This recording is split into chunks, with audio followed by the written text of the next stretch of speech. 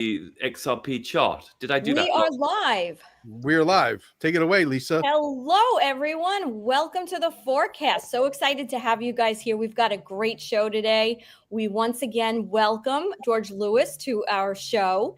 And I just want to make an announcement as far as the quantum financial system goes. It is in the crapper. So we're going to move on to other news today.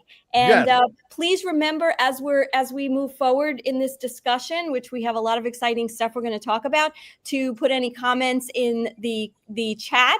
If you have any questions, comments, etc., we'd love to interact with you guys. So thanks for being here.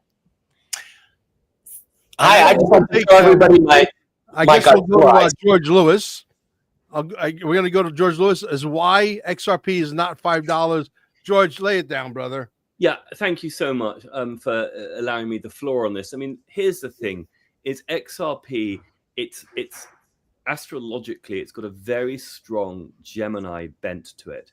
We have Mercury conjunct Venus conjunct the Sun in Gemini with the South Node. I know some of you guys don't do astrology. That's a lot of energy, and Mercury is the god of commerce. It's not going to be fully activated until Uranus, planet of innovation, goes into Gemini. When does that happen? From July 7th onwards. And in particular, it's going to pick up speed later in the year and in 2026, because that's when Uranus is going to fully activate the Gemini chart of XRP. So we just got to take a deep breath. Now, this is my intuition speaking here, and I don't pretend to have inside, white hat information here, but I am fairly intuitive. And that is, I think XRP is deliberately being kept at this lower level for entry point for we the people. And that's my faith speaking. And again, I say this a lot, don't let my accent confuse you. I'm a true American patriot here. And I think there's a sense of the ones who are awake are going to benefit. And so keeping it just under $2, it dropped down to under $2. It's now $2.15, it's still inexpensive. And so I have a lot of faith in the product. And I think it's Atlantean technology. I think this type of technology existed in previous civilization. That was well said. And you know what? Basically, in translation in the English version is go buy some effing XRP. Do it now. All right. Well, that's the thing. Like Mel and I are always talking about this. And I talk about this with other people. Just if you use Bitcoin as an example, right? What is it? 100,000. It's gone over 100,000. So when we're sitting here talking like, oh, it's 215, it's 240, it's 198. Like, does it really matter in the end when it shoots up? But now's the time to get it if you haven't already gotten it. And we've got to understand, and with Bitcoin, and I'm not an expert on this, but I do symbols, I do numerology. And it was peaked deliberately at 111,099. So 111,999. To me, that is not an accident. That's beginnings and endings. It's the alpha, the omega. And it's almost like, read the symbols, guys. This is part of what Q's teaching us to do. It doesn't mean everything's a conspiracy, but let's get active in our creativity to be sovereign souls, sovereign patriots. Yeah, and Mike was trying to hold up a prop there early on. Yeah. Sorry for cutting you off there, Mike. I just wanted to let everybody just check out my my Godzilla ice cubes, which I think are totally awesome. Oh my gosh! So there we go. Godzilla, or slipping out. Yeah, there we go. Godzilla ice cubes. I keep slipping out of my hand. That's the coolest thing that happened to me this week, Mel, is I got some Godzilla ice. You never know what's going to happen on the show. We got Godzilla ice cubes, I mean, next thing we'll have freaking King Kong ice cream. Who the hell knows? And So I had an interesting week because I was walking my dog and she pulled me and my finger got caught and I broke my finger, but it was just kind of interesting which finger got broken. And I was talking to Carol Maureen, and she is so funny. She's been on the show before, and she's like, you know what, Elisa? I think you just want to tell the world to F off. I thought that's an interesting view. That's the Saturn finger. That is the Saturn finger, which is your structure. Your structure's being broken down, Eliza. Your whole fabric of who you are, self-definition, your whole architectural foundation is being reborn, rebirth. Wow. Oh, I love that. Thank you. So which one is it? Is it this one or this one? I forget. It's the left hand. Jupiter is that one. Saturn is that one. Mercury, Apollo, Saturn, Jupiter. On both hands, it's Yeah. always Saturn. Saturn is the middle one. That's Saturn. Oh, very interesting. So, Mel, I know we have a couple of things we want to touch on, and I know you're gonna put a video. Well, I could say go. Why don't you go Saturn yourself? Yeah. It'd be more polite, right? Read between the lines. Go Saturn yourself. Awesome. So yeah, let's go. We're gonna show some clips here. I think we got a little group going, but between all the co-hosts, and sometimes a little video pops up and it ruffles some feathers because what was said, it was said about Laura Eisenhower's grandfather, who was the president of the United States. So I guess we're gonna go play that clip first. And I think that man, I never saw Laura be so talkative so fast when that clip landed, but I'm going to give her the floor straight afterwards. So let's go ahead and watch that clip. We have to go to share screen, and we're going to go to, Can you guys see my screen? Yes, we can now. Okay, perfect. And we're going to play this one here. And let me know that. Give me a thumbs up if you can hear it. I said, where are you from? Make it louder. Louder. Okay. That your Bible calls the morning and the evening star. That's as loud as it goes. Yes, Okay. Inside. Let's play from the beginning. I said, where are you from? He said, I'm from your planet that your Bible calls the morning and the evening star. I said, Venus? He said, yes, the inside of Venus. I said, how did you get here? He said, I came in a saucer craft, which is called Victor 1. I said, what is your name? He said, Commander Valiant Thor. He said, you call me Val. I said, thank you. And how long have you been here? 3.5 years, this coming March 16th of 1960. And I've been with the President of the United States, Dwight Eisenhower, and Mr. Nixon, who I met personally some years afterward, and several members of the Joint Chiefs of Staff. He said, I brought a gift for them. Oh, wonderful. The internet in Florida. And this gift I apologize for the buffering. was in my hands, and I looked into the eyes of Mr. Eisenhower. I said, this information will do away with sickness, disease, and even death in the United States, and then you can share it with other nations. Gave it to the president. President Eisenhower received this information. It took them over 1 year to get back to the commander. He was their guest for 3 years at the Pentagon. And 1 year later, the president came back, met with the commander again, with this information in his hands, shaking his head. He said, I'm sorry, we cannot accept this information because it will ruin the economy of the United States. Hence the reason why I think they don't want to find a cure for any of the diseases, simply because why would you want to find a cure for a disease, for example, right? If you're making $100 trillion a year off of a disease, where's the incentive to find a cure? There isn't. Yeah, the money's not in cures; it's all in treatment. Obviously. Exactly. So I tend to believe, and we own the healing center, Staying Alive in Cape Canaveral. I'm a weird dude. I've been doing research on immortality for the latter part of at least 30, 32 years, because I believe the human body is sort of like a Tesla car. It needs to be charged every now and then. So when you come into our system, we charge you, the cellular structure gets recharged. And what happens is your body itself is able to actually cure a lot of these diseases, not the machines. The machines are nothing more than just a machine that provides an energy field, and then your body does all of the heavy lifting.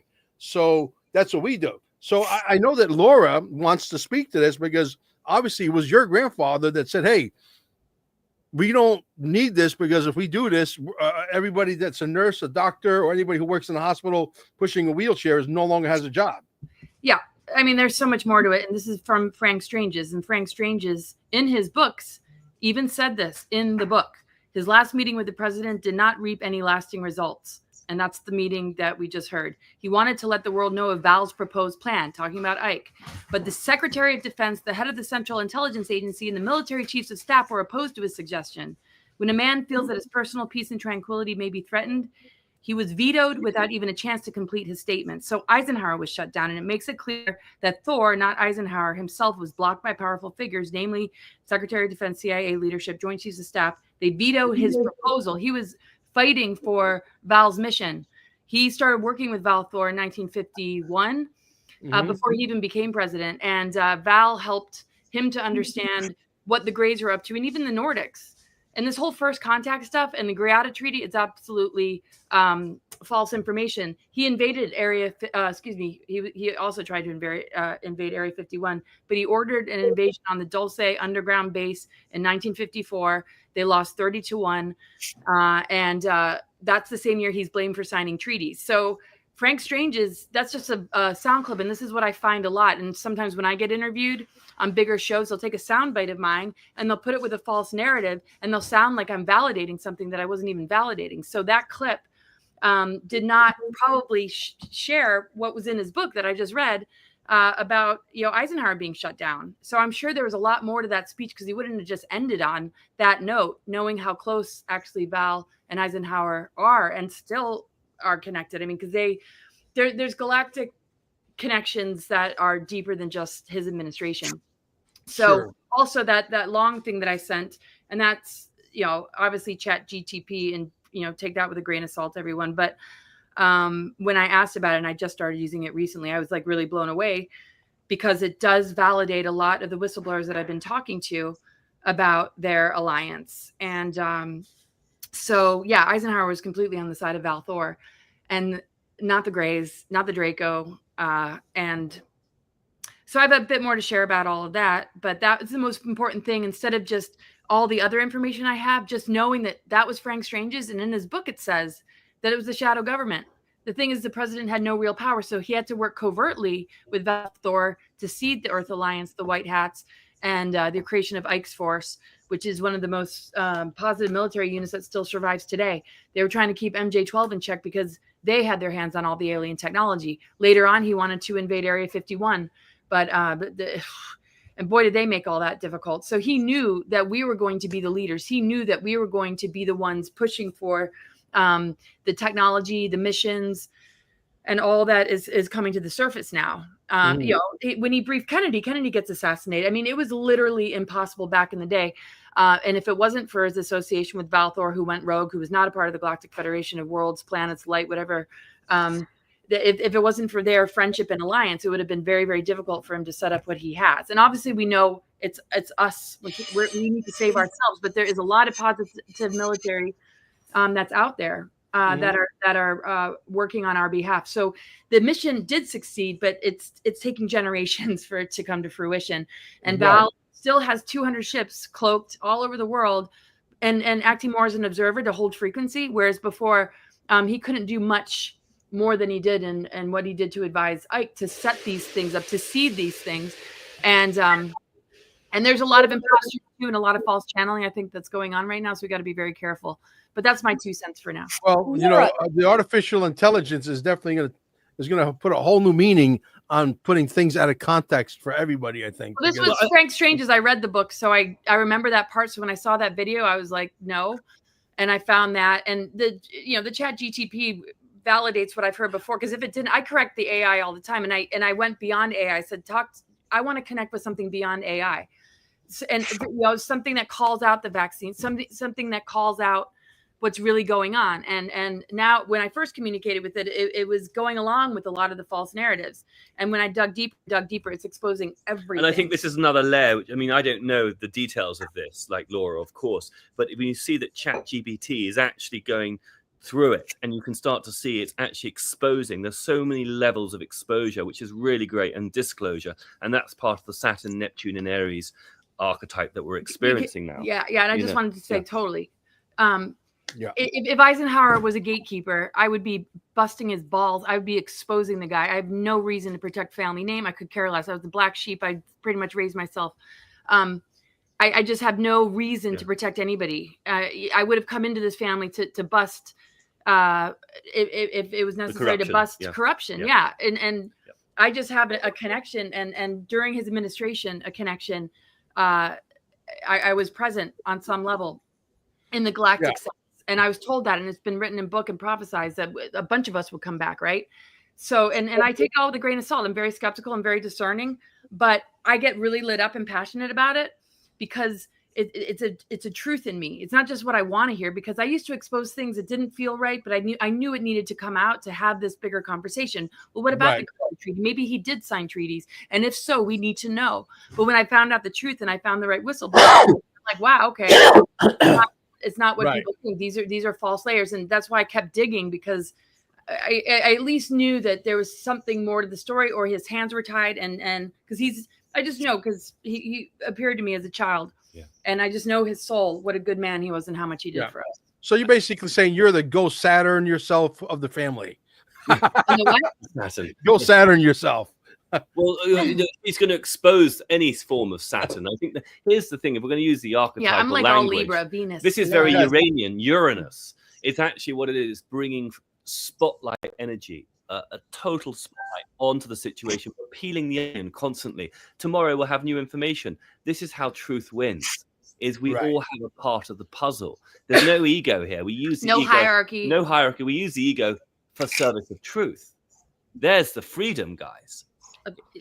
Well, it's interesting because when I saw that clip, right, Laura, I immediately asked you, because from our conversations and from a lot of the things we've talked about, and a lot of you've been very public and expressed yourself about this whole thing. And, it's clear it's a soundbite, the way it just kind of cuts off, so whoever posted it, it has an agenda, because it leaves it to make you think that there was something kind of corrupt with Ike at the time. So is there anything in that that bit of information that you shared on our private chat that you said you got from GBT that you want to just share to kind of extend this conversation just a bit? Yeah, that's awesome. I really appreciate it, because it's hard when so many in the population will believe what they hear, and I'm really glad that you shared it, because I get a lot of flack. Oh, your great grandfather sold us out, and he's the reason that Balthor's mission didn't succeed. It's the opposite. It's the opposite.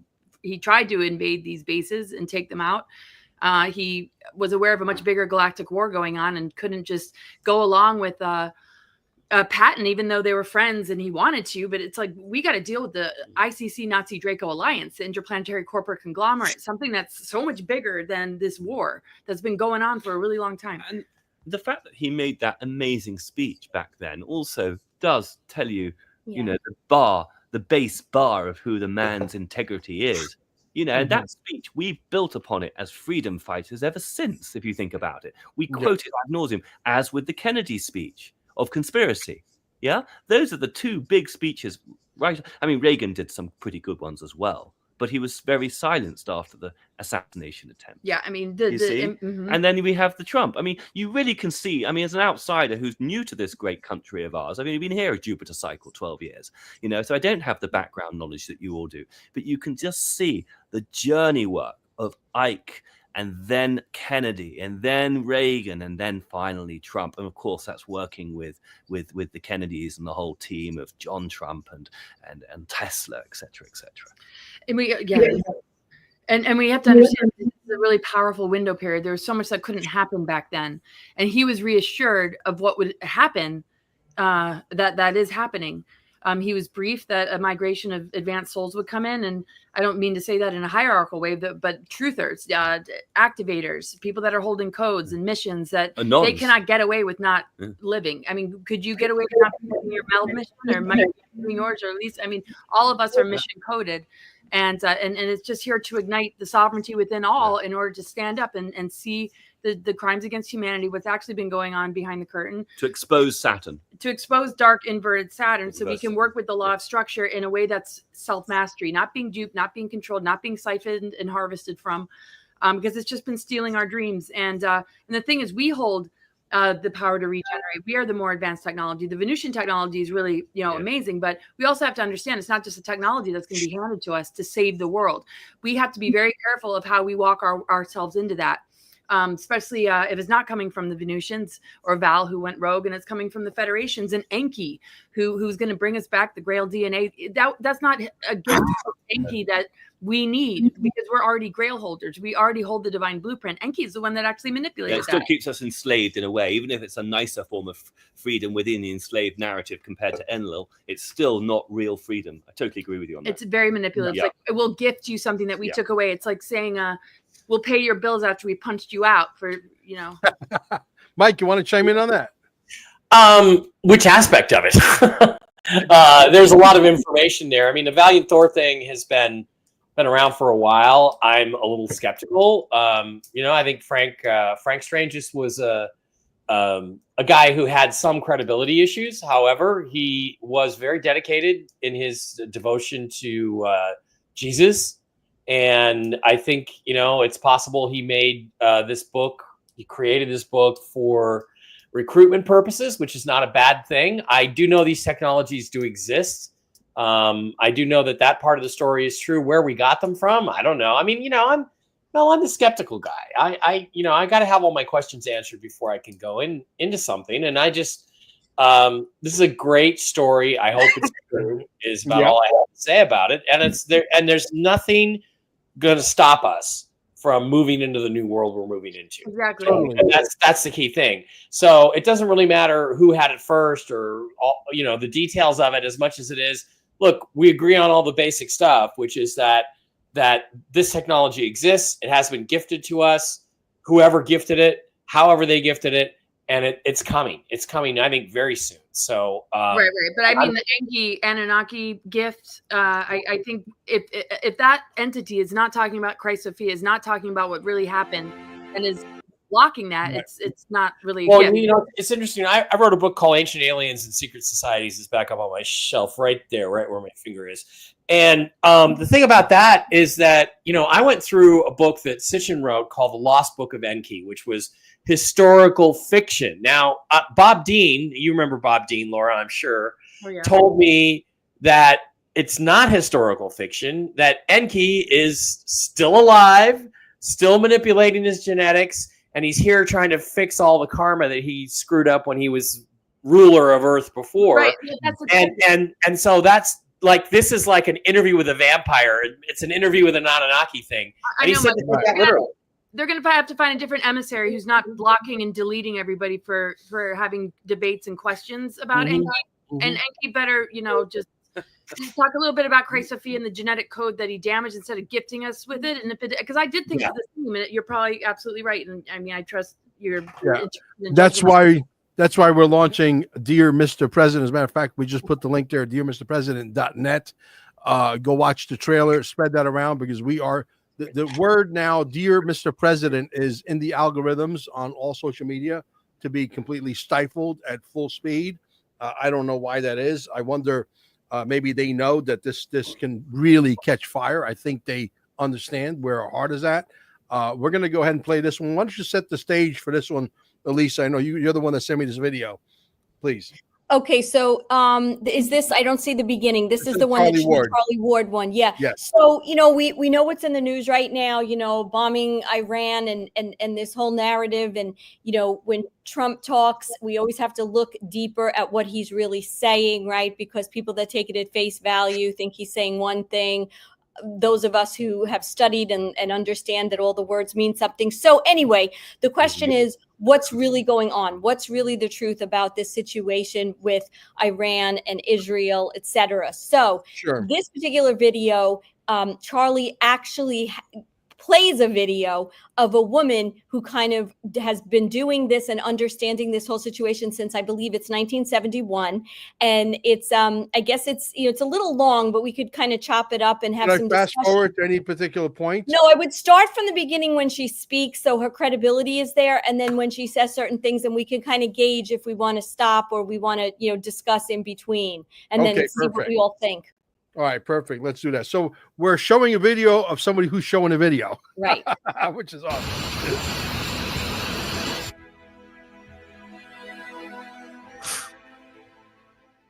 Hi, guys. For those people who are wondering what on earth is going on, here is a video which lays out very clearly about the destruction of the old system and the emergence of the new system.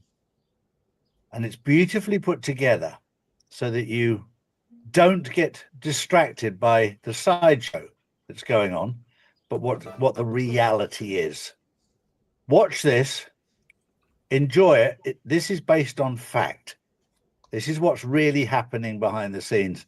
And rather than me tell you, it's better that you listen to it firsthand. Enjoy.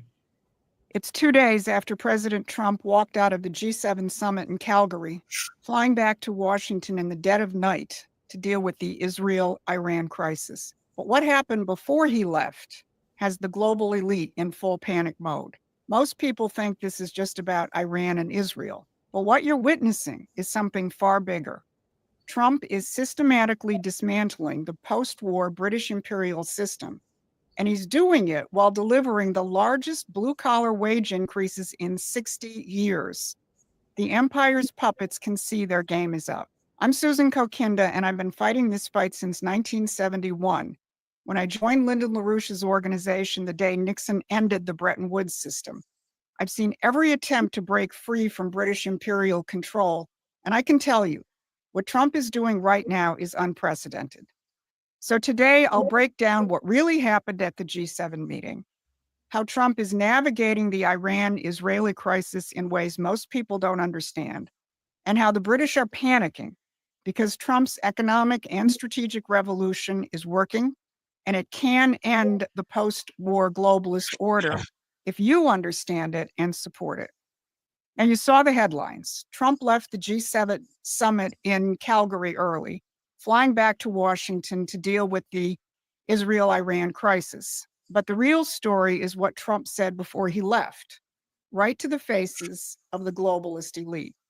Standing next to Canadian Prime Minister Mark Carney, the very icon of post-war globalist economic policy, Trump called out the G7 for throwing Russia out of that institution in 2014. He said, the G7 used to be the G8. Barack Obama and a person named Trudeau didn't want to have Russia in it.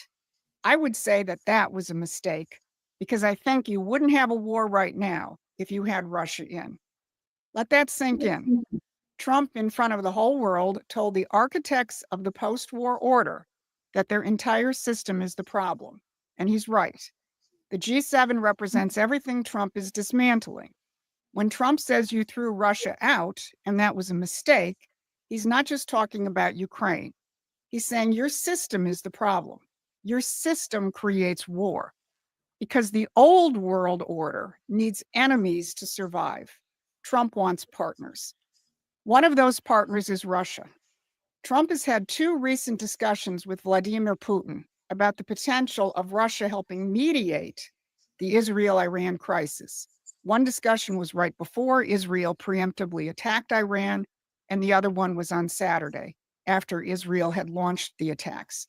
Just today, TASS reported again that Russia is ready to mediate. Also remember that Russia continues to pinpoint the role of the British in aiding not only Ukraine in their drone attacks on Russia, but in assisting Israel in the Iran operation. Now, Bill O'Reilly said something very revealing in a News Nation interview on Monday. O'Reilly said the following: earlier today, I texted with President Trump. He doesn't want to use American air power at this point, because that would cause problems with China and Putin. As most of you know, O'Reilly is not a fan of Xi Jinping or Putin. Earlier in the interview, he agreed with the hyperventilating host that the world would be better off without them. But what he said about Trump is what's key. In what world does the President of the United States care about causing problems with China and Putin? Not in Mark Carney's world, not in the world of the recent British Defense Strategy Report, which treats Russia and China as permanent enemies, not in the world of Lindsey Graham or Mike Pompeo. Donald Trump is committed to a new world of sovereign nations, not a world in which nations are pieces on the geopolitical chessboard to be moved or sacrificed by the global overlords. Look, there's a lot of political turbulence. there's warnings that Trump is selling out to the neocons or the Zionists. And on the other hand, you have the hardcore war hawks who want to excommunicate Trump supporters who don't want to go to war with Iran. They're all missing this. Trump is trying to untangle decades of imperial policy, and he's doing it out in the open. Trump is up against political leaders and movements at home and abroad who've been created by the British elites. Zionists, radical Islamic fundamentalists, neocons, not to mention all the crazies on the left side of the equation. These forces are loose in a world that Donald Trump has to deal with as he tries to take command of the situation while maintaining his commitment to defend the United States and reestablish it as a sovereign republic. And that's what terrifies the old world has-beens. But Donald Trump needs something else. He needs people here in the United States and around the world to cut through the ground level fog of war and see clearly this larger picture and the deeper principles. That's what we do at Promethean Action, and I encourage you to subscribe to our newsletter and become part of a community of people who can think and act strategically. So let's talk about Iran. Social media is a hotbed of rumors and fear-mongering. Is Trump caving into the neocons and the Zionists? I don't think so. Will the U.S. enter into this conflict if Iran refuses to budge? Well, Donald Trump has been pretty clear on that. And maybe by the time you watch this, that immediate question will have been answered. But the more durable question is, do you understand the principles at stake? In a recent tweet from Vice President J.D. Vance, I think you find that answer. He said, POTUS has been amazingly consistent over 10 years that Iran cannot have a nuclear weapon. And over the last few months, he encouraged his foreign policy team to reach a deal with the Iranians to accomplish this goal. The president has made clear that Iran cannot have uranium enrichment, and he said repeatedly that this would happen one of two ways, the easy way or the other way. Vance goes on to explain that Iran could have civilian nuclear power, but they've continued to produce enriched uranium far above civilian needs, in violation of their obligations. And then Vance stresses, and of course, people are right to be worried about foreign entanglement after the last 25 years of idiotic foreign policy. But I believe the president has earned some trust on the issue. And having seen this up close and personal, I can assure you that he is only interested in using the U.S. military to accomplish the American people's goals. Whatever he does, that is his focus. And that's the difference between Trump and the neocons. The neocons and their British imperial controllers want endless war and perpetual regime change. Look at Iran and Israel, both hotbeds of British intelligence operations stretching back throughout the post-war period.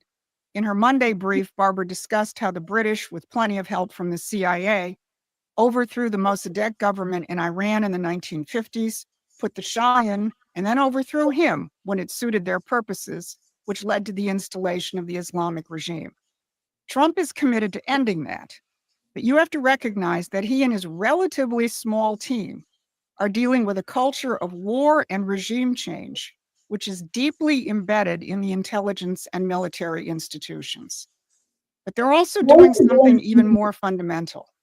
Trump is threatening to replace the post-war liberal economic order with the most dramatic return to the American system in generations.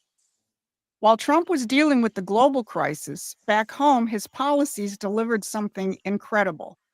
Blue-collar workers saw real wage growth of almost 2% in just his first 5 months, the largest increase for any administration in nearly 60 years. Treasury Secretary Bessent pointed out that the nearly 2% rise was unprecedented, and it was a result of the emphasis on manufacturing and commitment to remove illegal immigrants from the workforce. When ICE raided a meatpacking plant in Omaha, dozens of Americans showed up the next day to fill out job applications. That's how you restore the dignity of work. And the British Empire has spent centuries convincing Americans that prosperity requires imperial wars and cheap foreign labor. Trump is proving them wrong. But while Trump fights the global empire abroad, he does face sabotage at home. Right now, the same neocon Rhino Collective in the Senate that's opposed peaceful settlements in Ukraine and Iran is trying to gut Trump's economic revolution. Trump's one big, beautiful bill represents the starting point of his economic revolution. But Senate Republicans infected with what I call the twin disease of perpetual war and libertarian free trade ideology are trying to water down the provisions that will help Trump's growing working class base.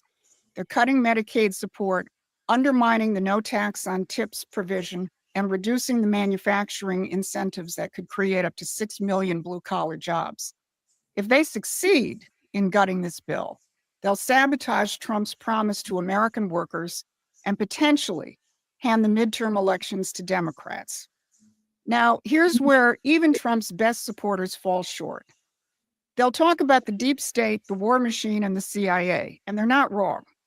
But when Tucker Carlson and Steve Bannon don't connect Trump's outreach to Russia and China with his broader strategy to destroy British imperial control, they leave people spinning their wheels. When Trump talks about working with Russia and China, he's not betraying American interests. He's building the coalition necessary to finally break British imperial hegemony. Think about it. Russia has vast natural resources. China has manufacturing capacity. And America has the technological and capital markets. Together, they represent a powerful combination, which could also include India, that would represent an alternative to the London-centered financial system that's dominated the world since World War II. And that's why the British are willing to risk World War III to stop Trump. They know that if he succeeds in creating a new alignment of sovereign nations, their centuries-old game is over. So the only way through this crisis is to recognize the deeper nature of this fight. It's the American system versus the British system. It's about whether we'll have a world of sovereign nations cooperating for mutual benefit or a world of endless wars designed to prevent any nation from achieving true independence. So don't get lost in the day-to-day noise, the Twitter hysteria, or the media's apocalyptic analysis of every tactical move. What you're witnessing is the potential to destroy a 400-year-old imperial system and the birth of something new. When blue-collar workers get their biggest pay raise in 60 years, when Trump walks out on globalist institutions, when he reaches out to Russia and China to end imperial wars, these are not separate events. They're all part of the same strategy. Restore American sovereignty and help other nations do the same. That's where Promethean action comes in. We've been fighting this fight for over 50 years, and we understand both the enemy and the solution. While others get caught up in the tactical battles, we keep our eyes on the strategic prize, ending the British Empire once and for all. Hundreds of new subscribers have joined us recently because they recognize we offer something different: historical depth, economic understanding, and a strategic vision to navigate this transition. We just got halfway to our goal of reaching 1,000 paid members, and we need your help to give us the ability to do more videos and reach more people by achieving that goal. The old world is dying, the new world is being born. Let's make sure it's the world we want our children to inherit. So subscribe, share the video, and join us in making history. The future belongs to sovereign republics, not global empires, but only if we fight for it. This has been your midweek update. Thank you. Information. So, I mean, look, how the hell do you even hit the pause button on that? I don't know. I couldn't bring myself to doing that. So, look, the British definitely have an agenda. They want to bring in their global reset. We want to bring in our global reset. And the reset that Donald Trump wants to bring in, I can assure you, is the one for we the people. The one that does have something called XRP attached to it. Potentially the dinars and the dongs also reevaluating. So, you know, that's why I'm in this fight, because you see, the most important weapon we have is this. But Mel, Go back if to- if I can jump in, and at the end of the day, the deal's kind of already been done as far as the cosmology, because Uranus, if you look at the planet, it's interesting. The lady speaking, she speaks about the Promethean. Prometheus is the archetype of Uranus. It is radical innovation, new beginnings, new systems. I mean, remember, if you look at the astrology of the United Kingdom, it's a Capricorn country. It's ruled by Saturn. It's all Right. in the astrology. And that Saturn is in his fall. Saturn's in his weakest position, conjunct Neptune, he's ever been. He's in the 0 point of Aries. There's no way the British Empire can continue. And I'm looking at, and I'm a dual citizen. This isn't personal. This is archetypal. This is cosmological. This is astrological. And at the end of the day, Trump was asked to run by the military. If it hadn't been him, it'd been someone else. His chart performs it, executes the task remarkably well. It aligns beautifully with the United States birth chart. And at the end of the day, the old Saturnian system's days are numbered. And we can take a deep breath. But of course, we the people, the digital anons such as yourselves, have to continue to do their bit to get Tom, Dick, and Sally more activated, more off their proverbial sunken couch and into action, into creativity. And that's what Mel, and Eliza, all you guys are doing, Mike as well. And so for me, I look at that wonderful Promethean speaker, and she's just showing us that yes, it's tough for Trump, but the wind is on his back, and the new age of Aquarius is arriving, and nothing is stopping it. It's just a question of how long it's going to take. Absolutely. And, I got to tell you the truth. The reason why we came up with this documentary, which we're not charging for it, by the way. Okay. So if it's going to be in movie theaters, if we're lucky enough to get enough volunteers to call mom and pop own movie theaters, or it ends up in some movie theaters that normally would charge you and they're patriots and they want to show it completely free of charge, as long as you buy a popcorn and a soda pop, whatever, you go in, you watch the movie, you're going to be wowed, and hopefully you'll tell 10 others who tell 10, who tell 10, who tell 10. And if that equation happens 9 times, you reach 1 billion people and you change stuff. Okay. This is the most powerful weapon they're afraid of. Why? Because if, the George Lewises of the world get their own podcast, I don't even know if you have your own podcast, sir, but if you did, you'd probably have like 5 million people watching you if there was a level playing field. Yeah. Right. And that's what we're trying to do. We're trying to get to a level playing field so that all the podcasters out there, whatever your talent is, whatever the audience dictates that you get to that number, whatever that desired number is, it's the audience that dictates that number, not some technocrats who control the microphone, who tell you who can see you, who cannot see you, how fast you can go, how slow you can go, or are you in the black book of, what's his name, the guitar player, Ted Nugent, Uncle Ted. Me and Uncle Ted are in the same book. My videos can't get past 4,000, 5,000 views because somebody else is in charge. It's going to change that. I mean, I have a problem with that. So if we have hundreds of thousands of truth tellers, imagine if you had hundreds of thousands of truth tellers that could be 10 times or 100 times bigger than they're currently right now, and the truth was getting out. Now we have a shot at winning the war. Why? Because we would absolutely pulverize the mainstream media, and that's what I'm trying to get to with this movie. We've all been trained in the trenches, to quote, to use the First World War analogy. Laura's been shadow banned for decades. I mean, everyone's been dealing with this stuff, and it's preparing us deep in the trenches. This is a sort of like a jungle warfare. What do they call it? It's sort of correct. What's it called, that term, jungle, when it's like hidden warfare. Guerrilla warfare. Guerrilla warfare. Warfare. And so we're all seasoned travelers in that jungle, aren't we? So the moment actually there's a level playing field, it's actually going to be cruise time. Exactly. So if we because sorry, go ahead. Yeah, I was just going to say to Mel, you're going to play the video, the trailer. I correct? Absolutely will. And what we wanted, on this note of what George was just saying, about us digital, so like everybody should try to share that wherever you can. Share the trailer and get the buzz going for what we're working on right now. Right. Yeah. I just want to just say real quick, as much as there might be the shadow banning, or it seems like it's taking a lot, we are frequency holders. I mean, the control grid, the planetary grid network being put in reversal, and the fact that was all tampered with, that relates to what we sort of inherit through osmosis, just being born into this lower density.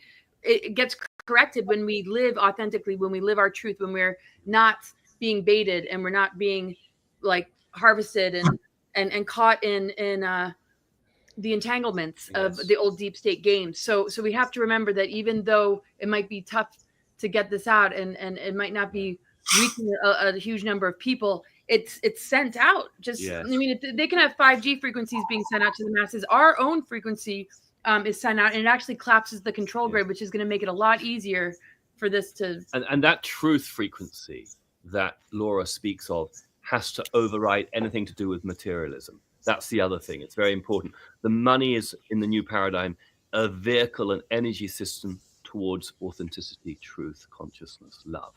It can't compromise it like the Babylonian system. You follow me? It's very important that from a frequency perspective. Oh, I know Mel's going to play the trailer. I think that's what we have up next. Yeah, I actually had my very first pair of glasses malfunction on me on live television.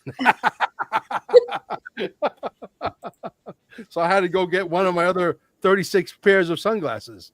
But yes, I will play this. Let me know if you guys can see my screen. Yep.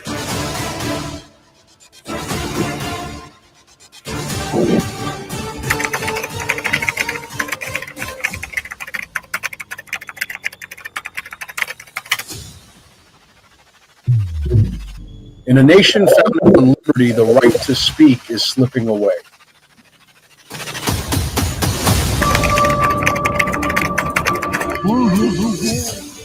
From the airwaves to algorithms, America's voice is being stifled by corporations, by platforms, by fear. Censorship. It's a much bigger threat to democracy than anything that we've seen in this country in the last 4 years, in the last 40 years. One man dared to fight back with a letter to the president. The idea of the letter turns into a full-blown documentary. The American people are demanding to see arrests at this point because we have the proof beyond a shadow of a doubt. I want to see, I think I speak for the American people. I think you guys would agree. If we were to put together a really cool email, but not send the email because that email will never get sent, but turn it into an audio and put it all over the internet and have the patriots just move it out there, okay? I mean, like, let it spread out there like crazy until it gets to Donald Trump and let them know the American people want to see fucking arrests. The people of the world want to see arrests. Because I'll tell you what, the people of other nations are waiting to invite in, okay, DOGE, because if you think it's only happening in the United States of America, you're making a big mistake.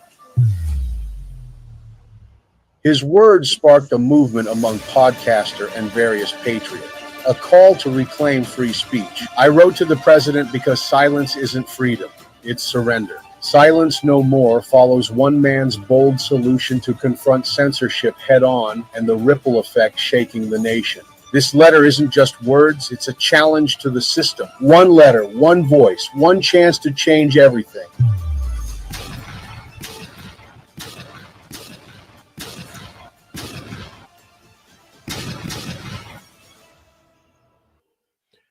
I think it's going to be a blowout, but I believe the Patriots need to get involved. Nothing happens unless the digital soldier is activated. Nothing happens until you people are motivated, saying, you know what, Mel is right. We got to get the microphones lubricated to where the level playing field actually does exist. And there's a Bill of Rights on the internet that is unprecedented. And then things are going to start to move in our direction. But until these are unclogged, we are literally, as we say in New York, stuck ass. Okay. I also feel part of the Great Awakening is actually Trump and his team are trying to teach the people to interact with the government on a local level in order to constantly shift policy. And this is my intuition. So we've been trained for so long that we give power away when we vote and then they get on and do the job. The new system coming in is going to be totally antithetical to that. It's going to be a constant backwards and forwards, a dialogue, a co-creative, a bi-directional relationship activated between we the people and the governors. And then the shift happens. We all have to take turns to serve too. I mean, not literally everyone, But really, it's the whole archetype of Washington. You return home to the homestead eventually, back to the farm. No more gravy train nonsense where you have Pelosi in the Senate for 70 years. That's got to stop. So we are actually having to re-educate ourselves. Deprogram, yes, but re-educate ourselves as to what a democracy looks like, or a functioning constitutional republic looks like. That's the point. Yeah, and we're seeing that, like, I hear a dog. We're seeing that too, like when you talk about the local level, it's really not Washington. It's starting on that local level, like people have been doing all around the country over the last couple of years, getting involved in school boards, kicking them out. I mean, we've all seen videos floating around with people literally going in and hammering these people and getting rid of them, and them trying to pull moms and dads out of the room when they are advocating for their children. So there's a lot on the local level. You don't have to think Washington. You just think local, your own town. If everybody did that, we'd keep all of these people in check. And Washington, D.C. is no longer Washington, D.C. We saw the 2 flagpoles go up. I mean, there was a lot of comms in that. We don't need to go into that now, about, the removal of maritime law and Washington now being, a city, not a city-state run, tangentially with the Vatican and London. It's exciting times, but people have got to start to read symbols better. What are your thoughts, Mike? Well, on a whole bunch of levels, a lot of stuff. I think, going back to the British America thing, I mean, look, this is all done. This was done in 2017. One of the first things Donald Trump did is go on the world tour. He stopped at the Vatican. He told the Pope what the deal was. He stopped in Buckingham Palace, told the Queen what the deal was. We bought our way out of it. We no longer owe the Crown, British Crown, any debt whatsoever. When the Queen, Trump got in a lot of trouble for stepping in front of the Queen, and they acted like it was some violation of protocol. They don't show you the video where she motions for him to go first in her own country. Why? Because she was the debtor and he had become the creditor. So we have bought these people out. We're no longer under their control. And, it's fascinating that people do not understand the language of symbolism anymore. I mean, it's like we used to communicate this way, and now we really don't. I mean, we have emojis, but we don't get what this is all about. So, Trump sitting in Winston Churchill's chair, that sort of thing, like a boss, like he owns the whole place, because he does. So, the reality is we went into debt. We went into debt to the British, the Crown of England, in 1789, when we signed the Constitution. The Crown became our constitutor, the people who secured our debts. But we've now worked our way out of that, and the whole script is flipped now. So the Vatican owes us, the Crown of England owes us, the Saudis, the royals owe us. And what has happened? That lady, I think, missed it. What has happened in the Middle East is this has all been arranged. There are powers behind Donald Trump. There are people behind him who have control. Some people call them the dragon families. Some people call them, the Anunnaki. Some people call them the visitors. Whoever they are, the reality is that none of this stuff can move forward, Mel.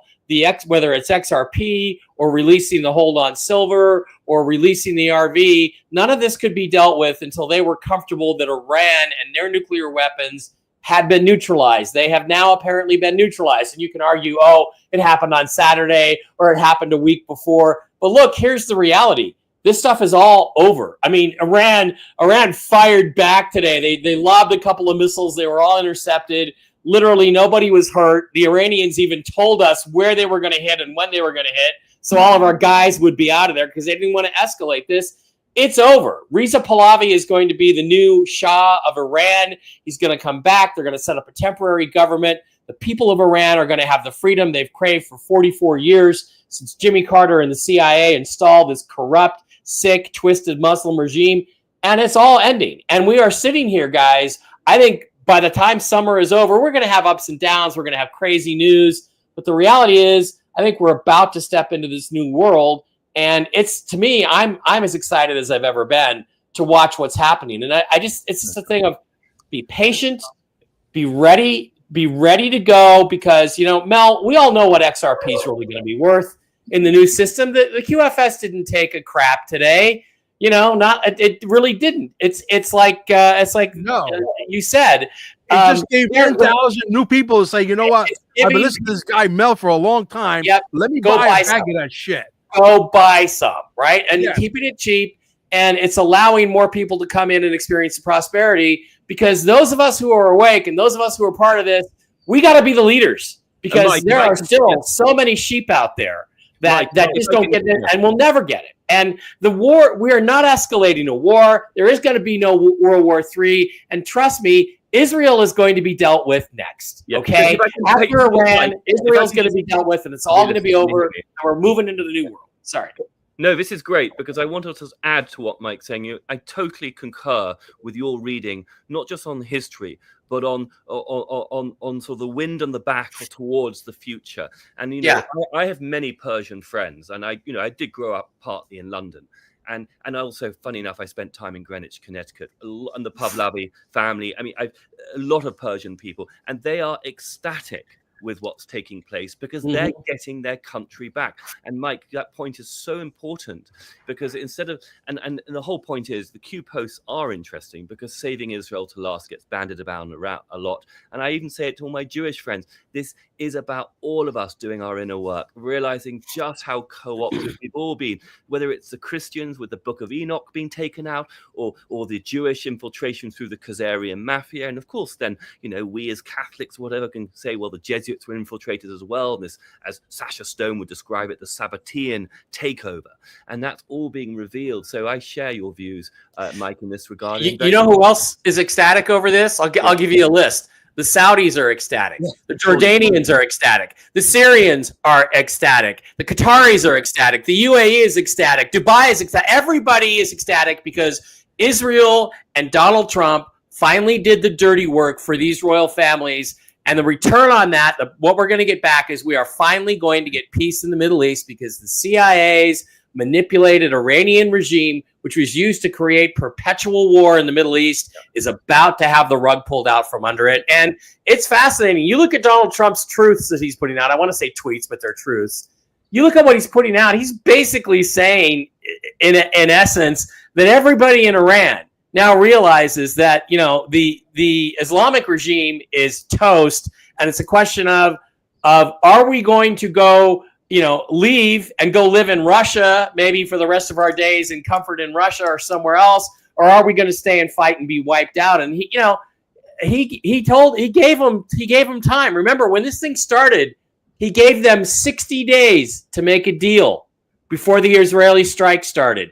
The 61st day, Israel hit these guys like a ton of bricks, took out all their missile launchers, took out a lot of their missiles. So this was all pre-planned. And when Trump says, I gave him a chance to make a deal, he's not just talking about a deal on nuclear weapons. He's talking about a deal for the new financial future, the new structure that lady talked about that we're going to have. I don't think she knows what it is. I don't think she understands it, but she knows there's going to be something new, as we all do. I mean, no more usury, no more of this crap. No more usury, no more Babylonian system. I mean, Garlinghouse, I forget his full name. Thank you, Brett Garlinghouse. He's been at what I call the summer White House, the Florida White House, a number of times now. That's no accident. I mean, it's all. To me, I'm going to tell you something else too. I mean, people that are in the currency thing, which is what I'm primarily into. They have been there. I know a guy who owns a company that sells foreign currency. He's been a guest at Mar-a-Lago. He's had dinner. He's talked to Donald Trump at Mar-a-Lago since Trump came back as president. That does not happen by accident. It's because all of this stuff is real. And it's, why me and Mel and you and Laura don't get to go to Mar-a-Lago. I guess maybe Laura went. Laura, did you go to Mar-a-Lago? We will get there. We will get there. I want to go. Let's go. let's just get on a road trip, guys, and just step out in the yard until they let us in. And I mean, again, last week, did you see Trump posted the truth, the picture? Nothing can stop what's coming. It was 3 Q quotes. Nothing can stop what's coming. What was the other one? The hunter has now become the hunted. Yeah. A lot of those. I was hunted. Now I'm the hunter. Those are and those are all Q posts. And it's like, God, people still don't want to believe that this stuff. Sorry, I've got a sinus infection. They still don't want to believe that he's part of Q. He is right. Q. It's right there. And again, I think we're going to find out in the end, if we ever do, that Elon Musk was behind Q the entire time. But we'll see. Does this sound like a bad cologne? So You saw his painting, right? George H. Lewis's painting. Yes. It'd be great if we could do a share screen of that. I'll email it to myself and see if we can share it before we close today. Sure, that'll be great. In the meantime, guys, the price is nice and low on XRP because you're supposed to own some. Okay, I'm going to repeat offender. I've been back to the wishing well 199 times, and I'm probably going to go another 15 or 20 times before it's all said and done. And who knows?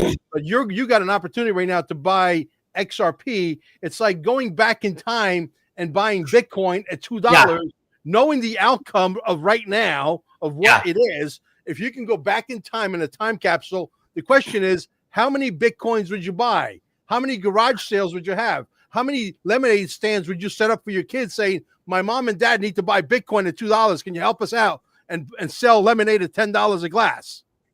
Yep.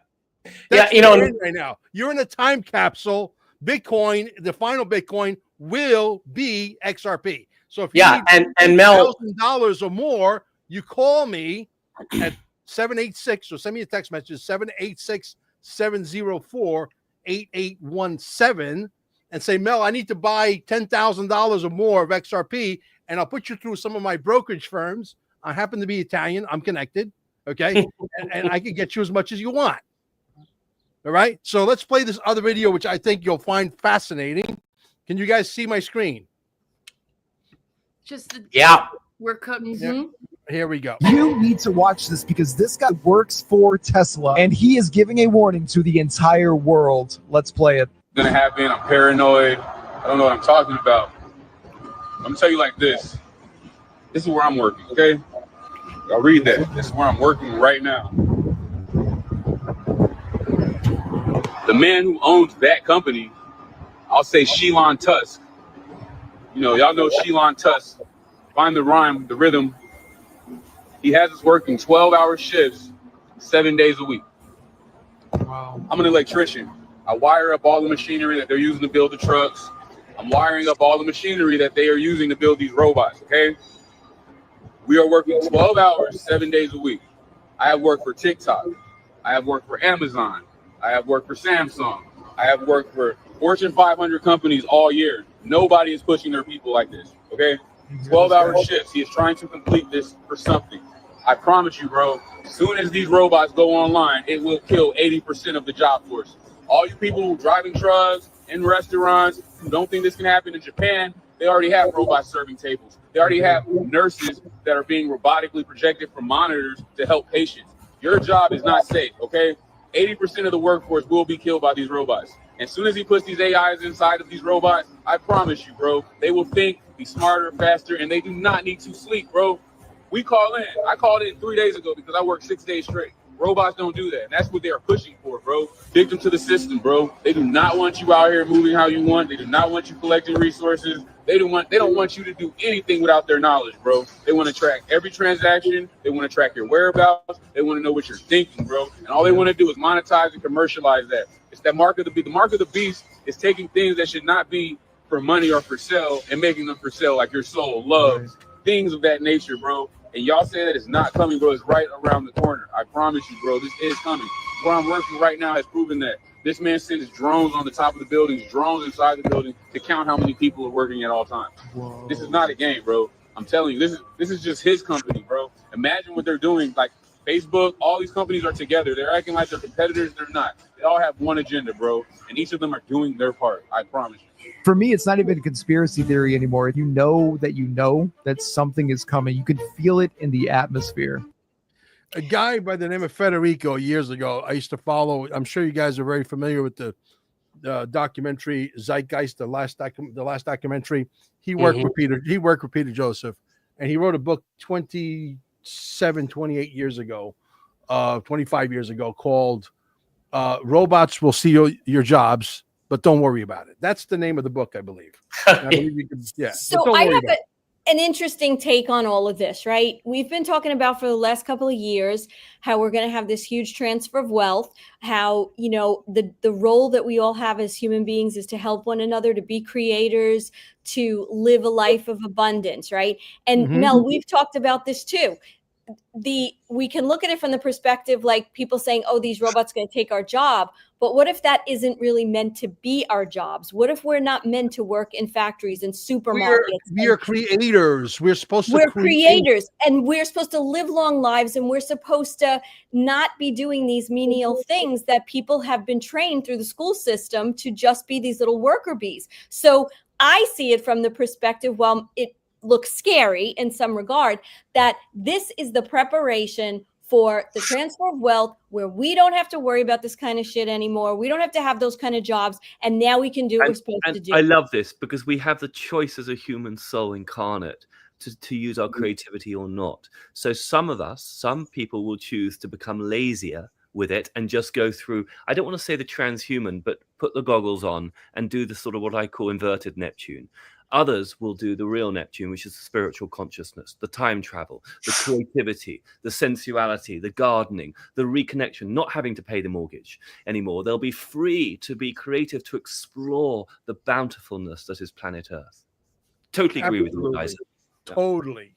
But you see, the reality is they've had the technology for a long time. They've been putting it together for a long time. If they were to unleash everything they're hiding from us, for example, in S4 Area 51 or Wright-Patterson, 98% of the people don't have to go to work tomorrow to go plant tomatoes or harvest tomatoes and potatoes and carrots. Heartbreaking, backbreaking work for what? For a measly paycheck? Well, we've had the technology all along. Somebody's controlling the enslavement of humanity. That's a fact. Yeah. And it's gonna stop. Also, coming from Britain, it's very interesting. I'd love Mike's take on this because you really clearly are a remarkable researcher, historian. And I think, but the fear factor in Britain, and I love the Brits, but they're very fearful. So there's a lot of it. And, I love David Icke. I have a lot of respect for him, and I'll hold him up on a pedestal for Kingdom Come because he's been at it, since for 30 plus years. Notwithstanding that, there's a lot of fear. And the fear, oh no, technology can only go negative. It's all down to the algorithm with which it's programmed. And in that sense, I'm a true American because I have this thing called faith. Mm-hmm.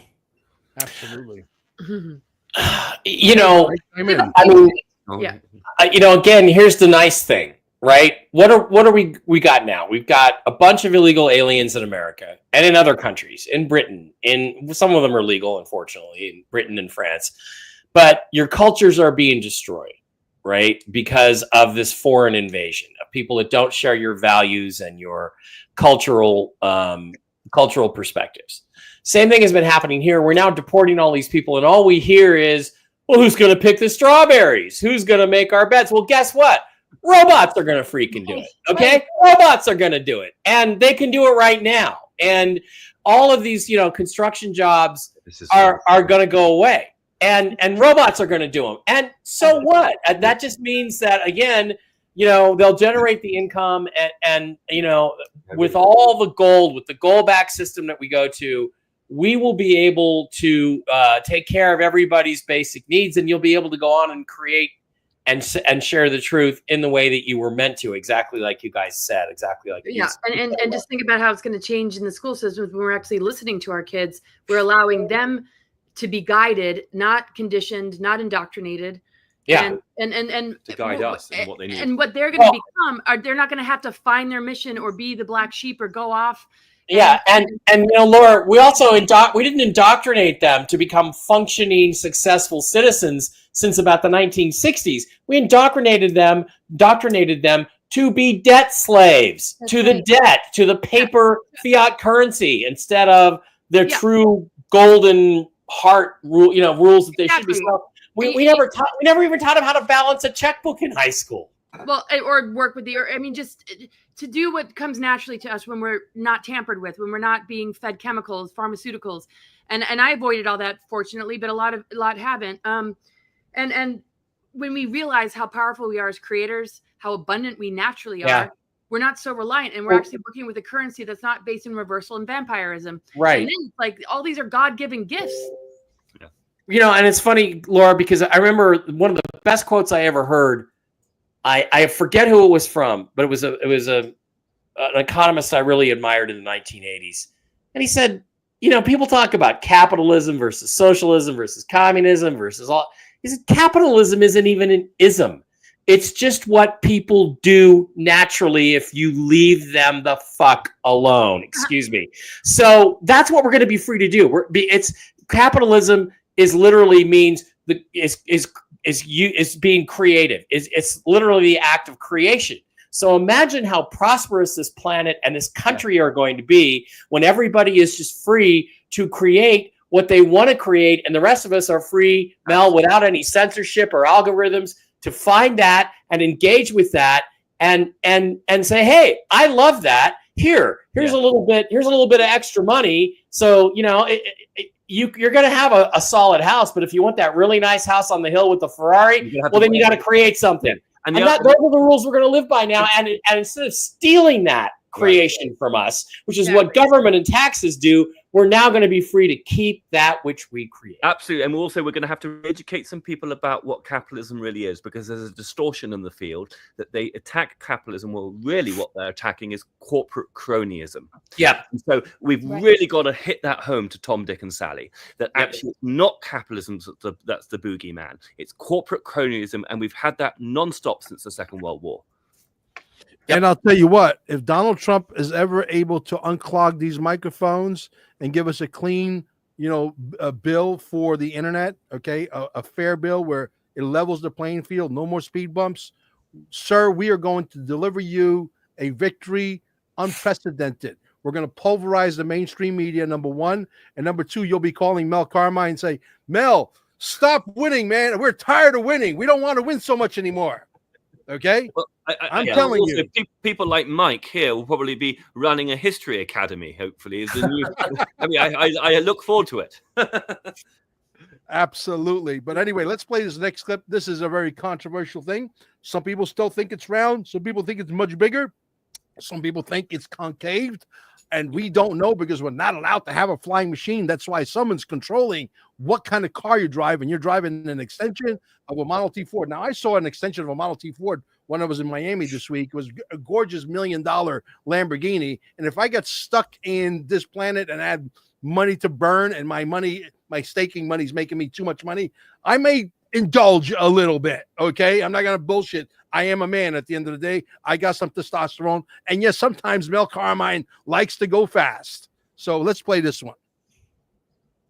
Can I blow your mind right now? Okay.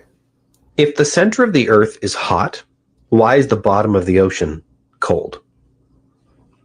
Right? Let that sink in. So you're closer to the source of the earth's heat, but the water is colder. It doesn't make sense. So Chris and I were talking about this because we were flying to see our sister last summer and we're going over the ocean. And I said, make it make sense, Chris. Scientists expect us to believe that the center of the earth is 100% pure lava, which is liquid fire. You can look this up.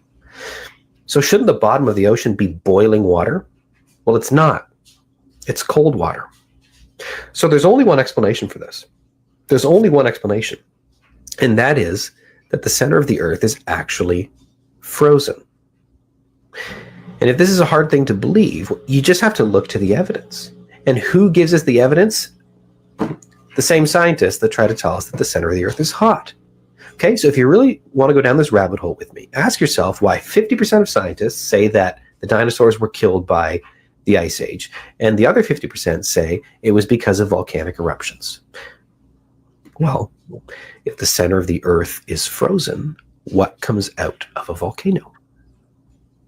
I think you know where I'm going with this. I mean, look, these are some people that are very capable of doing some extremely critical thinking, asking some very obvious questions, correct? And that's what I've done all my life, right? Yeah. Okay, so here's something important. The bottom of the ocean is not cold, it's hot. There are thermal vents in the bottom which are teeming with life because that is where it's closer to the Earth's inner core, and heat does escape from the bottom of the ocean. So you've got a situation where it's warm on top from the sunlight, cool in the middle, and warm at the bottom. So he's not even right about that. That's just wrong. And that might be the answer. So the closer you are, the thinner the crust and the closer you are to the center of the Earth, the warmer it is at the bottom of the ocean. So we went to school to learn shit, and we don't even know 1% of 1% of 1% of what is in our backyard, our own here's the ocean. thing. We're exploring space and we don't even know what's at the bottom of the ocean because every time we go down there, we find new life forms, things that aren't supposed to exist, some of which don't even make any sense. And what the hell is an octopus? Where the hell did they come from? The other thing, I'm going to just jump in because we're going to have to unfortunately go in a minute. But what I think is also exciting from a spiritual perspective is softening our egos and saying that none of us definitively know. But isn't it exciting that all 5 of us right here now can be creative and using our egos in the most delicious way to find the truth? And it's a journey, and it's a journey of a lifetime. And there's the freedom in that, as opposed to I sit on my pyramidic high horse with my mortarboard, which is some sort of Khazarian claptrap, and telling you how to think at Oxford or Harvard. And I control you through a program system. We call it education, and it's mind control. In the future, what we're doing is this. We're piecing it together bit by bit. Civilization blossoms as a consequence. To me, that is delightful. Absolutely. Absolutely. Elisa, you want to chime in on this flat earth thing? Yeah, and I think the only thing I'm really positive about is that I have no clue. You know, I mean, I just don't know. You know, I could sort of, you listen to one side is like, oh, okay, that sounds like it could make sense. And you listen to the other side, and you know, I've never been to outer space. I've never seen anything. You know, I don't believe in any of the stuff they sent us when they had the moon. You know, when we went to the moon or didn't go to the moon or whatever. I wasn't there. So I don't really know, but I agree with George that it's not what we've been taught. It's because nothing has been what nothing we've been taught we're starting to realize is true. I do believe on some level that it's a heck of a lot bigger than we've been led to believe. And who knows what else exists, you know, in terms of life forms and other things on this planet. Yeah, and also, it's so interesting. There's stuff coming out. We don't know I whether do have a bonus video. I would urge you not to leave because the first few minutes of this is mind blowing, 100%.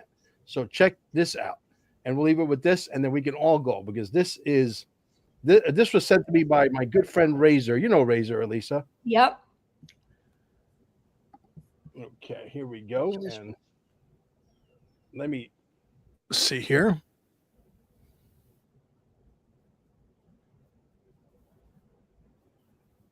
Let me make sure. Has there ever been a situation that you were in where you've gotten confirmation of government's involvement with human alien hybrids? Yes. Okay. From a credible source, you could say. Yes. They know about the hybrids. Yes. I mean, gun to your head right now, you would say absolutely. Absolutely. Yes. They were able to collect DNA from aliens. John Ramirez, former CIA officer, 25-year career. CIA had a program to trace this alien DNA in certain families, and particularly their children were of interest to CIA. The CIA was tracking the activity of hybrids, human alien hybrids in the United States. That and going back in their lineage. In that 25 years. Did you encounter anyone you knew for sure was read into one of the deeper programs? Yes. Did you have a lot of interactions with this person? Yes, I did. My name was submitted for that particular compartment. And the Pentagon came back and said, no, we're not going to read John Ramirez into that. No way. You specifically? You specifically cannot be read in. He said, you don't understand, John. This program is the highest secret, top secret in the entire United States government. This top secret information exceeds that of Manhattan Project. His branch did operations under the sea, retrieving things. Bob, one of my engineers, was looking at one of the manuals. It's that thick. And he left that on his desk. The title was UFO Propulsion Systems, Manual of Operations. We were flying something that wasn't a satellite. What did it look like? It looked like an egg. I personally had only one, I would call bad, but not demonic, experience. And that experience was with a reptilian-like being that showed up in my condo when I lived in Washington, D.C. And the other, I can't identify. Now I'm going to pause it there. And this is how I'm going to get all you guys to join my Telegram group, which I posted in here already a few times, and I'll post it in here one more time, because that's where my video resides. And it's not a video that I could send you a link to a YouTube or a Rumble. I have no idea. Somebody just gave it to me. As a matter of fact, Scotty gave it to me. So thank you, Scotty. And I'm going to send you guys there again. I just posted it again so you guys can go find it, watch the whole thing. It is riveting, to say the least. What do you guys think of that? I'll start with you first, George Lewis, because I know you got to go. Ask the question again. I'm so sorry. I was on mute. See. Yeah, I'm saying, what did you think of what you just saw? I know that you have to go, so I'm going to you first. I've experienced hybrids firsthand, to be honest with you. I saw one at the passport office in Vienna last year, and it was a very interesting, energetic exchange between him and me. It's very quick, and I definitely had some rather nice higher oversoul helping me. I'm just going to leave it at that. I don't obviously have military background. I've never been to Area 51. I'm just a human being, absolutely. And that's my strength. But I've known they've existed for years. I think it's probably one of the layers of reasons why I find Laura's work so fascinating, because even if I haven't got the expertise that she has, it resonates in my soul, so much of that conversation. It's much bigger. Our ontology, our history, it's much bigger than we've been told. And I'm the poster child for the brainwash, of course, going to a posh English boarding school. Exactly. Do you want me to answer? Yes, please. Oh, I mean, there's no doubt. There's a gray hybrid program. There's Sassani Bashar, and that's a merging of human DNA with gray ET DNA. And so there's some hybrid programs that advance humans with the intelligence of the Greys, but the Greys looking for the soul matrix to be returned because they lost that. There's that hybrid program. And I think for sure there are some more nefarious ones. And when we look at the galactic history, what happened on Rigel and Apex with the Greys, how they were engineered, also the Pleiadians engineered to become tall whites. Hybrid programs are very often to reverse certain things that happened when this bioengineering took place. And some of it is just to, like when you see or hear super soldiers, how they're hybrids and DNA from animals are used, like dolphins. It's just such a big piece of what's been happening behind the scenes. It's not just hybrids that are going to be released that already have been, that exist amongst us, with more coming out that have been abducting and making babies in ships, because a lot of the abduction stories are people's eggs being taken or sperm being taken. Then the baby is removed, fetus is removed and taken on the ship. And then it's taken care of in the ship with the ET parents to later be returned when the Earth is ready. And the reason this is not just a theory, and obviously listening to that guy and others who know firsthand, is Sarah Neblina's story. The extraordinary documentary called The Seeding. Extraordinary, The Seeding is what it's called. She is a lesbian.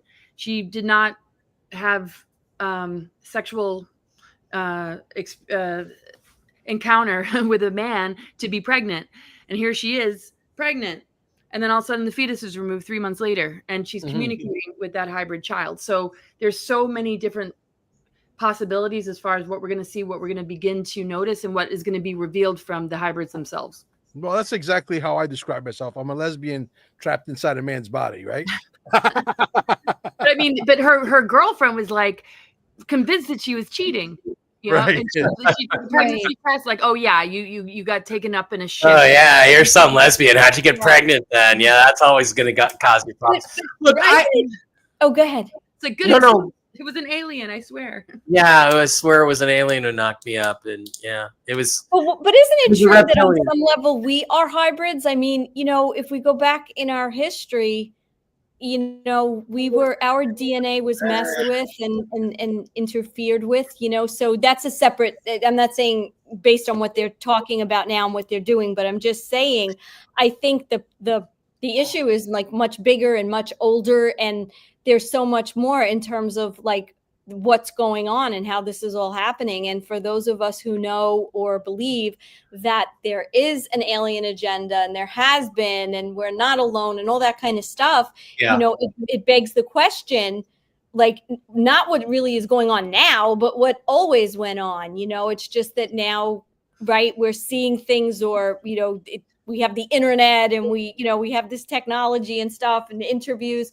but I think that's really the biggest issue, you know, like how have we been, you know, genetically altered? And I just want to say one thing before I go on that, and that's so important, is when it comes to that kind of hybridization, it's very often to control us. Like the Illuminati have Orphan DNA and reptilian DNA. And so through trauma-based mind control, multi-generational trauma-based mind control, they're able to activate the reptilian DNA, even though the Orphan holds all 3 founder flames and is actually very advanced. So it puts the two together to give them power, but to invert that power into the reptilian energies and their dark agenda.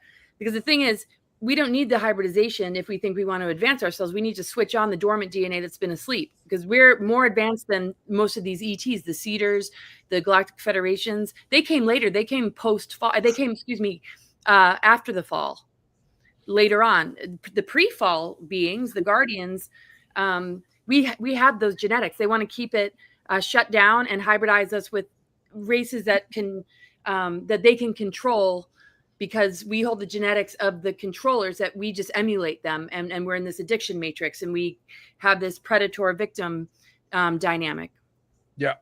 Well, guys, it was a great show. Again, guys, yes, we normally talk about XRP and the quantum financial system, but you know, how can you just keep regurgitating the same stuff over and over again before it becomes boring? So we'll tell you a quick little snippet of what's happening with the quantum financial system.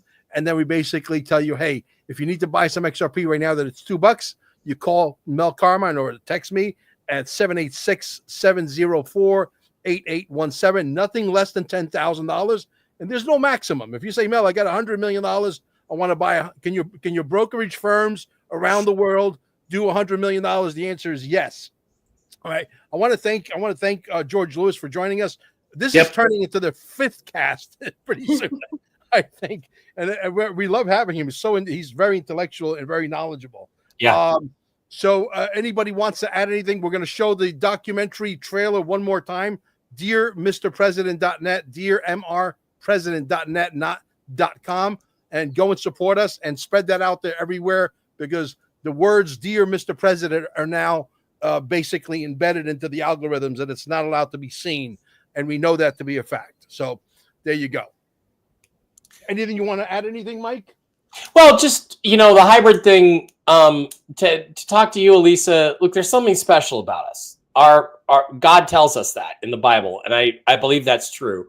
And that's why they're here, because it's something that, you know, I believe the purpose of existence is to find your way back to God. That's why we exist. That's why. And our path we chose was free will. The Greys chose intellect or something different, and they're dying. They're dead. They have no path to survive, so they're trying to interbreed with us.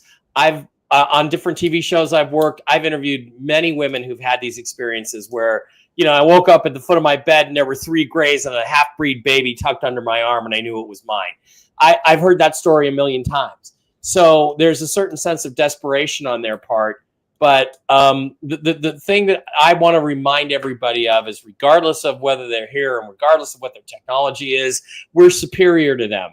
That's why they're here, trying to get something from us. And yeah, it may be true that we were cobbled together from Neanderthal and Anunnaki DNA, but the reality is there's something special about this place and this people that we are. And I just encourage everybody to fight to preserve that and not allow it to be diluted and contaminated by these other guys that we didn't invite, because we're not on their planet, you know, coring out the bungholes of their cows. They're doing it here, trying to get something from us because they don't have it. Exactly. Correct. And I think that all comes down to, like, what, you know, Laura, you talk about it, I talk about it. It's all about our frequency and keeping that frequency high, because they do everything they can to keep us in these lower frequencies, and then we surrender all our power and our creativity. And that's at the end of the day, that's what we have to take control of, that because our consciousness and everything about us has the power to do anything and everything. We just don't know that. Exactly. And you can reverse the hybridization. You can reverse any kind of genetic manipulation through consciousness, through soul. You can be the override frequency and actually change the DNA and restore it to its original blueprint, because these are seals and fences and implants. These are intrusions, and the source code that we hold in our DNA can correct all of this through staying in that higher vibe and knowing and remembering who we are. Great. We're going to play the trailer of Dear Mr. President, and then we're going to leave the link down below. And when this trailer is over, the show is over, and we'll catch you guys next week at 4 p.m. Eastern Standard Time. And thank you for sharing the link. Make sure you share it far and wide, because we are battling these bastards in ways that we can't even begin to describe. And we depend on you, the digital soldier. We truly do. And we appreciate for you guys that are actually doing the work. Thank you.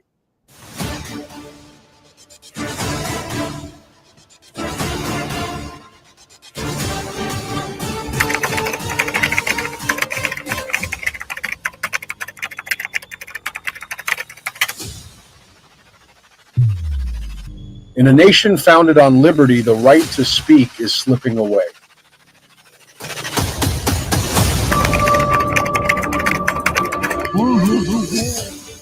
From the airwaves to algorithms, America's voice is being stifled by corporations, by platforms, by fear. Censorship. It's a much bigger threat to democracy than anything that we've seen in this country in the last 4 years, in the last 40 years. One man dared to fight back with a letter to the president. The idea of the letter turns into a full-blown documentary. The American people are demanding to see arrests at this point, because we have the proof beyond a shadow of a doubt. I want to see, I think I speak for the American people. I think you guys would agree. If we were to put together a really cool email, but not send the email, because that email will never get sent, but turn it into an audio and put it all over the internet and have the patriots just move it out there. Okay. I mean, like, let it spread out there like crazy until it gets to Donald Trump, and let them know the American people want to see fucking arrests. The people of the world want to see arrests. Because I'll tell you what, the people of other nations are waiting to invite in, okay, DOGE, because if you think it's only happening in the United States of America, you're making a big mistake.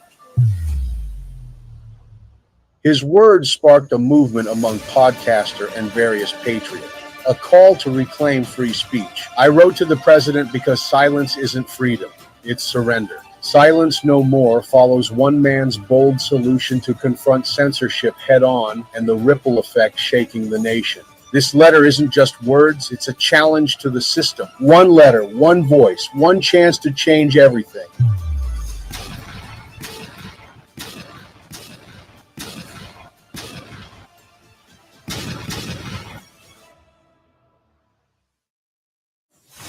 And that is for all you latecomers that just got here maybe 20, 30 minutes ago. You probably missed the first one, so we played it again for you guys specifically. Hey, okay. Yeah. So if anybody else has anything else to add, Laura? Oh, I'd love to share George, his painting. Maybe we do that next time? Yeah, no, we could do it now. Absolutely. Okay. Let's end with All right, that. great. So I will try, I downloaded it. So Hit present. Yeah. And then you have to find it. Yeah. So Screen share. Present, screen share. Okay, I gotta get it up here. Shoot. Take your time.